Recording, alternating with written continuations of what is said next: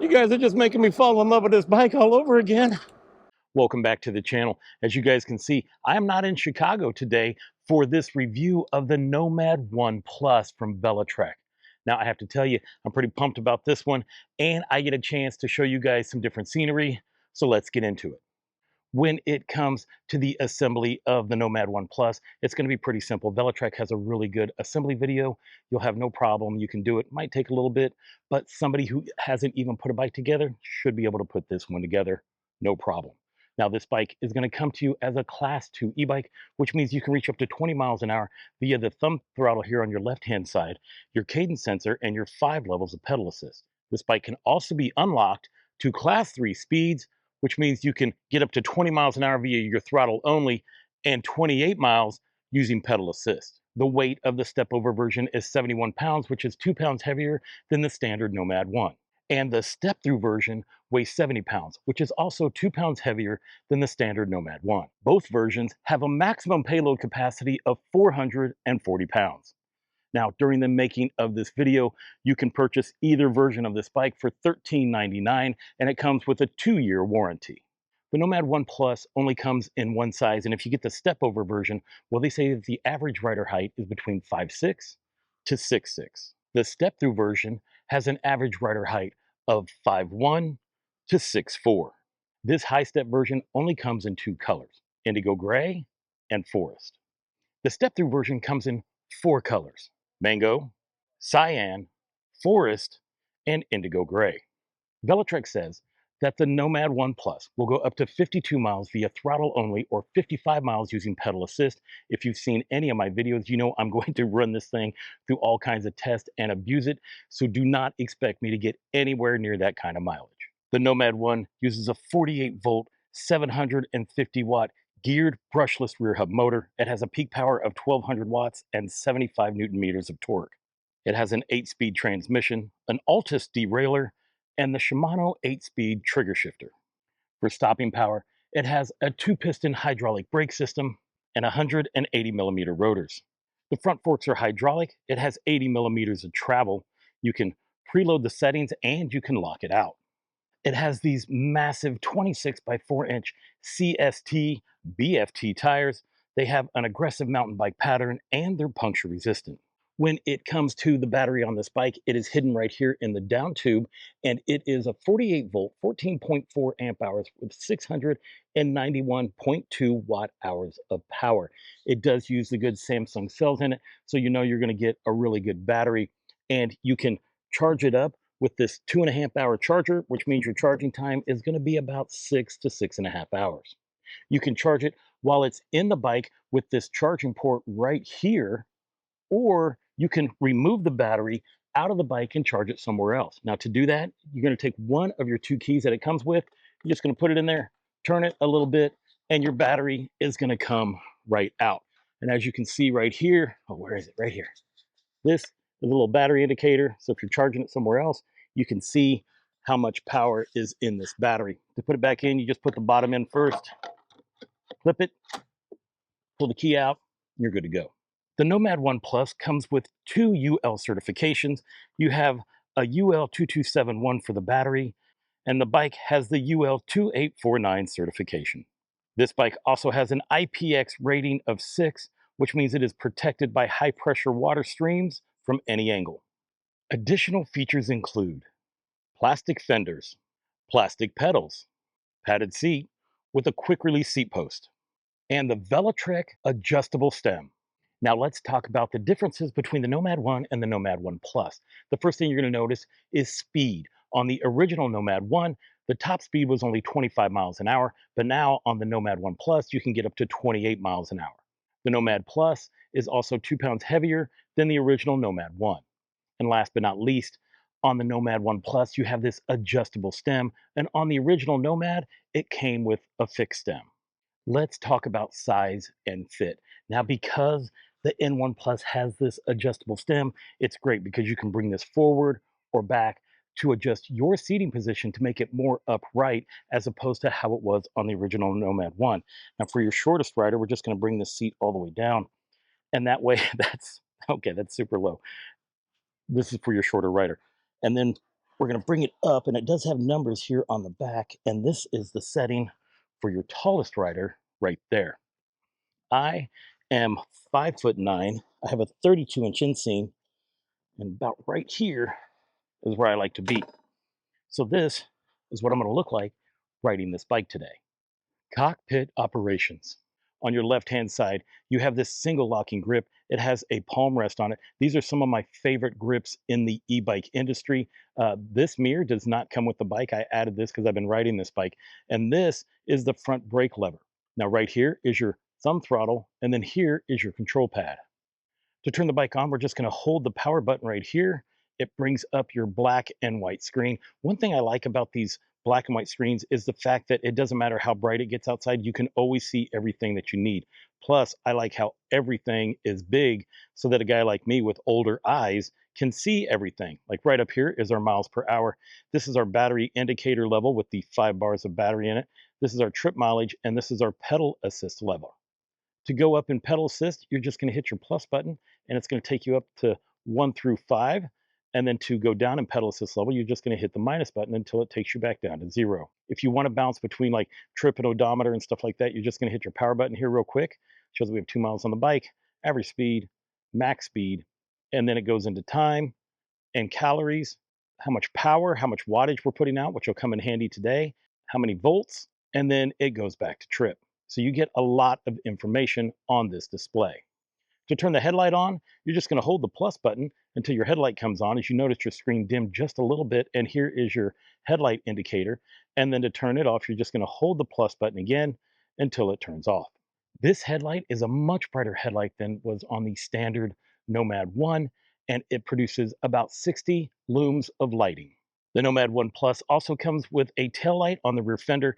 This is what your tail light looks like when the headlight's on, and then this is what it looks like when you hit the brakes. When you turn the headlight off, your tail light still remains on, and so does your brake functionality. To switch the bike from Class 2 to Class 3 speeds, first of all, we're going to turn the bike off. Then we're going to hold down the plus button and the power button for 20 seconds until the screen lights up. Now you can see it shows that the speed is at 20 miles an hour. We can use the plus button to take it all the way up to 28, or we can use the minus button and take it all the way down to 12 miles an hour. So you can pick any speed in between. Once we do that, we're just going to lock it in by holding in the power button, and now we are at Class 3 speeds. On your right-hand side, you have your rear brake lever right here. This is your trigger shifter, where it uses your thumb to go down in gear, and then you use your index finger back here and go up in gear. These are some of my favorite type of shifters. The bike also comes with a bell. It is now time for my favorite part of the video, and that's where I'm going to take us out into this beautiful area and run it through some tests. I just started Strava. We need to reset the trip mileage on this bike. It shows that we have 4.1 miles. I forgot to show you the advanced settings, so we're going to hit the plus and minus button at the same time. Shows us our tire size. We're going to hit our power button here real quick. We're going to bounce through the different levels. Definitely want it in miles per hour, but that's where you would change it. This is saying in 10 minutes of not using the bike, it's going to turn off. You can change that time as well. And then reset. Yes, we want to reset the time. We're going to hit that button. And then this is the brightness of your light. And it goes back to size. So to lock that in, we're just going to hold the power button until it turns off. And then when you turn it back on, your mileage is going to be reset. All right, let's go for a ride. It is such a beautiful day here in Michiana. That's where I'm at. So Michiana, Michigan. It's right over the Indiana-Michigan border. I'm 5 miles from New Buffalo and like 5 miles from Michigan City. We are riding in pedal assist 0 right now to see how easy that is going to be. And what that means is that there is no assist coming to the pedaling. I'm riding this like a normal bike as if it wasn't an electric bike. I'm in gear 3 and we're cruising about 11, 12 miles an hour. It's a pretty simple ride. Feels pretty good. The tires say that you should inflate them up to 30 PSI. I have mine at 22. That's kind of where I like it, because this way it provides a little cushion and it absorbs some of the bumps from these roads. Now we are going to test out the throttle. I just want to show you, we have it in pedal assist 0, no throttle, right? So if you put it in 1, It should just go to 20 miles an hour. That's how this bikes are set up. And so we're going to test that out right now. Yeah, I can tell that it's going to take us up to 20 miles an hour. It doesn't do it very fast. It does it very controlled and gentle.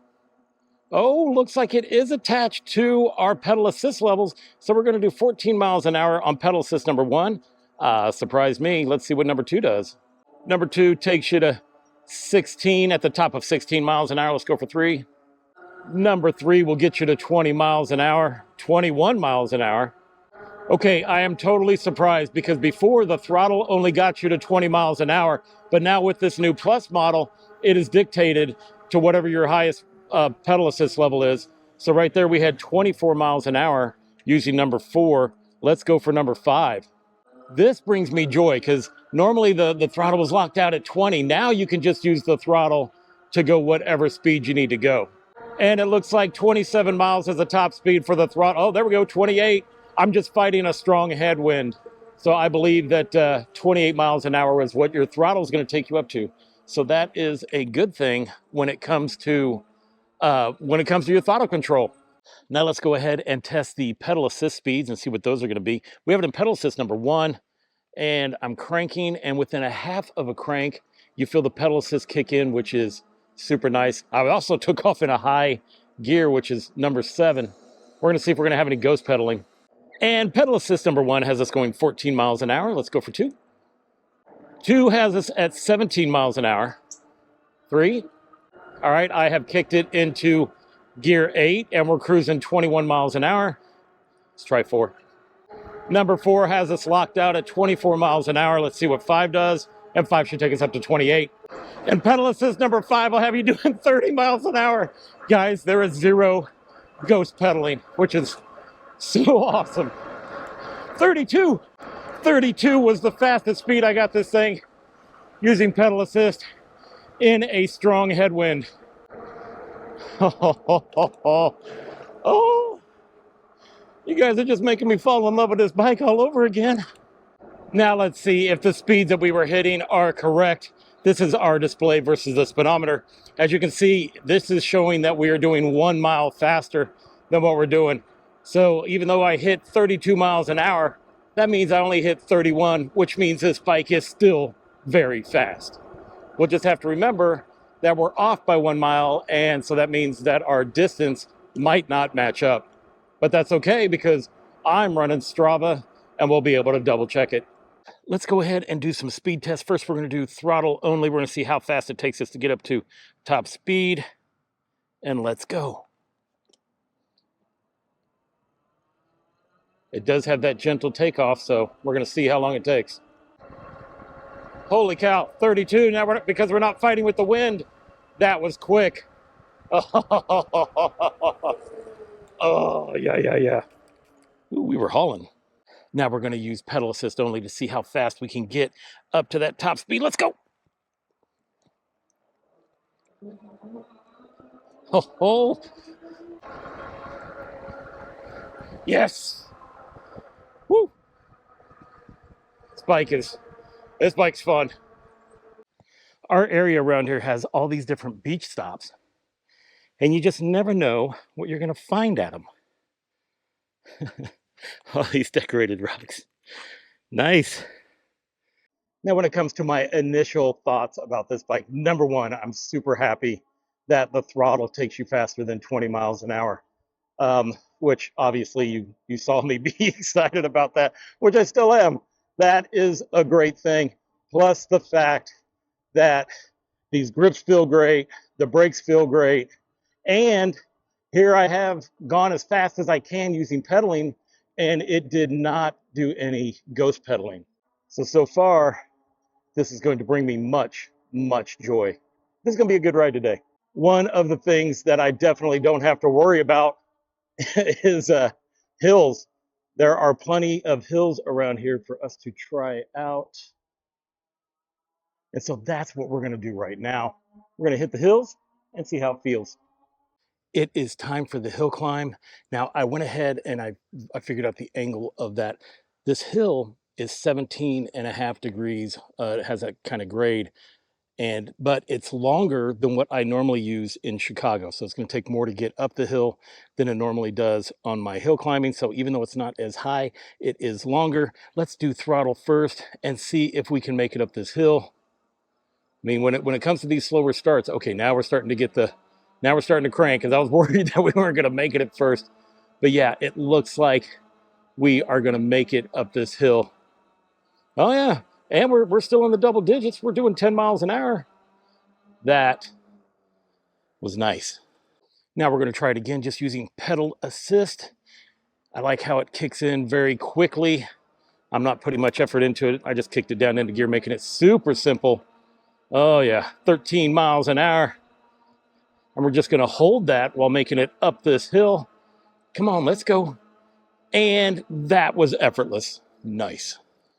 There was a bike that I went from Chicago all the way here to the cabin, and on that trail, on that trip, I ended up hitting some trails that are part of this program where it's like to bike across the USA, where they've been putting in these bike trails. Well, this has just been put in as well. This used to not be here, and this is also part of that bike trail that is going to take me, I don't know how far this goes, but we're going to see, because we're going to head into New Buffalo and see how far this trail actually goes. It is time for the brake test. We're going to do two different versions. One where we're going class 2 speeds, 20 miles an hour. We're going to hit the brakes, and then we're going to set it all the way up to 5 and go as fast as we can and hit the brakes. Did you see the back end come up a little bit? Ooh, stopped right at 19 feet. Okay, might have to make sure I control that a little bit better whenever we're doing top speed. Round 2, I put us a little farther back so we can pick up the speed that we need. And let's go. Ooh. Oh, that was so smooth. Right at 30 feet. That, man, I love the brakes that Velotric puts on their bikes. They always feel great. All right, let's head into town.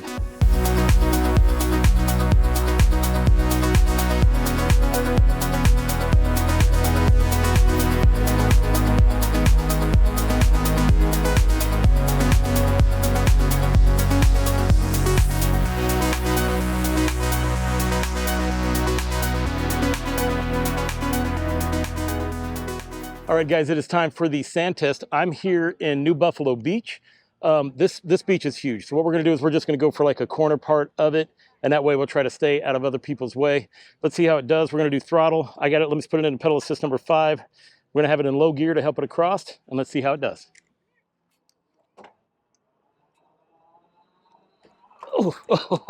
Oh, see, man, we're doing pretty good. We're doing good.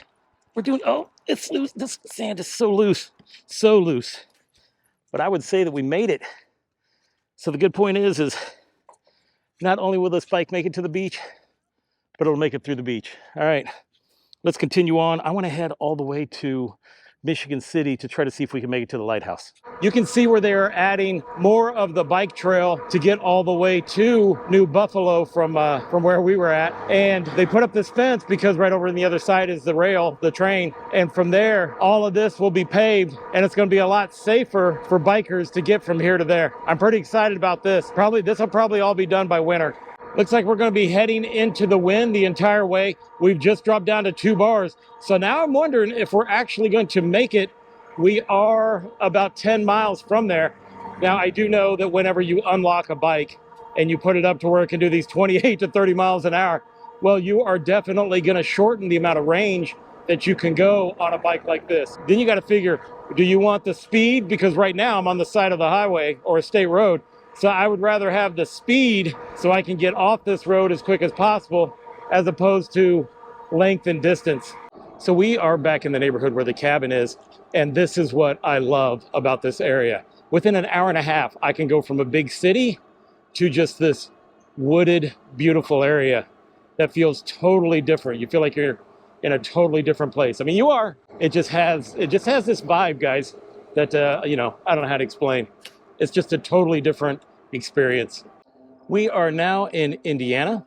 This is Lakeshore Drive, which there's a Lakeshore Drive in Chicago. which is right next to the lake. I'm assuming that's why this is also called Lakeshore Drive.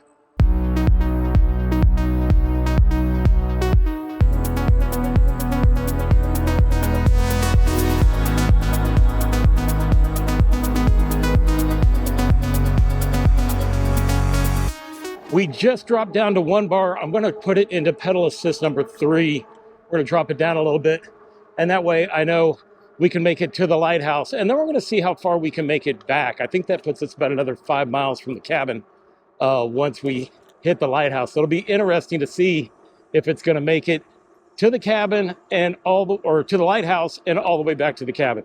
We have made it to the Michigan City beach. Ahead of me is the lighthouse. And yeah, we're definitely gonna make it to that. This thing is beautiful. I like coming out here.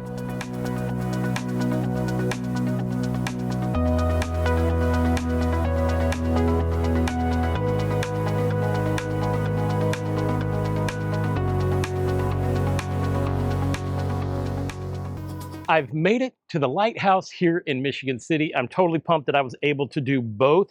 Now I'm looking at the display. It shows 26.7 miles. We still have 1 bar left. Now Strava shows that we've gone 25.89 miles. This speedometer is off a little bit, so it's going to show that we've gone farther than what we actually have by only by maybe just like a mile. So we're going to head back and we're going to see if I can actually make it back to the cabin, which is approximately 5 miles away, on this single battery. This might be a good time to show you the walk feature with this bike. We're going to go ahead and put it into pedal assist 0. And then what I'm going to do is I'm going to hold down on this minus button and it's going to put it into walk mode. And we're going to see if this is going to help us get up the steps. I know it's more for hills and stuff like that, but we'll see. And now you can see the P is going and it has the little walk person. Oh yeah, it's helping us get up the stairs, no problem. Ooh.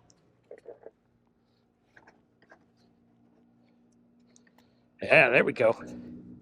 Easy breezy. It didn't take long for the battery to start flashing, so we lost that last bar, and the battery bar is flashing. That's telling us we are down to our last 10%. We're going to see how far we can go just on that alone. I did switch it over to wattage, so now we can see that it's given us about half the wattage. You know, we're in the 500s and 600s, ooh, a little bit 700. So it's just giving us assist. I put it into pedal assist number 3 so we can get some more range out of this bike. But so far, it's doing way better than what I thought it would. We are entering back into Michigan. Right there is the line. And we are still doing great when it comes to the amount of watts that this thing's putting out. I think we're going to make it to the house. Uh-oh, we have lost power. We are at 0, but the cabin's right there. That is awesome. Holy cow, I almost made it. I can literally see right there on the crown of the hill where this bike ran out of power. And I have to tell you, this bike went way farther than what I thought it would, considering the things that I did to this bike. You know, going up that hill, that's longer than hills that I normally review in Chicago. The sand test, although not as big of a sand test as some of the ones that I do, there were so many people on that beach that I was just going to get in the way, and I wanted to be cognizant of people. I'm sure you understand. Appreciate it. Thank you very much for understanding. Now, when it comes to the mileage that this bike did, 33.8. That's what the display says, but Strava shows that we went 32.68. So if you take a look at it, this display is going to read a little bit under a mile more than what a third-party app is going to show you, like Strava, on what your actual distance is. So it's a little bit off. It'll be up to you on whether you feel like you need to use a third-party app to track your mileage or not.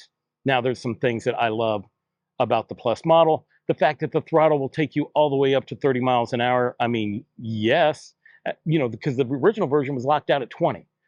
Also, this bike will now go up to 31 miles an hour, while the original only went up to 25. Those are like the huge, big differences on this bike that I think's, you know, impressive.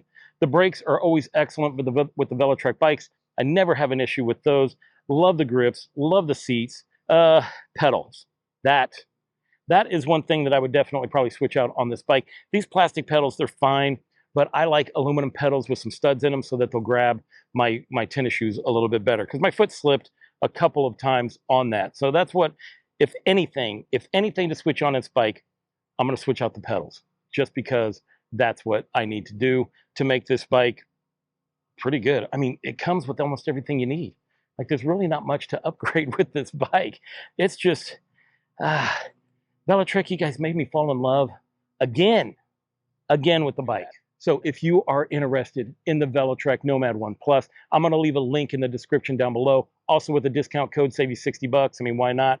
Save a little bit of money on this bike is good. And if you find value in these videos, look, you know what? Go ahead and subscribe. Do me a little favor. Go ahead and subscribe to the channel. This is what I do. I run these bikes through all these kind of tests. And if that is something that you are interested in, then yeah, please go ahead and hit the subscribe button. Helps out the channel. And also, you know, just helps out overall. I'd like to hit 10,000 subscribers. I think that would be cool, you know, and you can help me do that. So that's it. That is my review on the Velotric Nomad 1 Plus. And I want to thank you for watching. So until I see you again, enjoy the ride.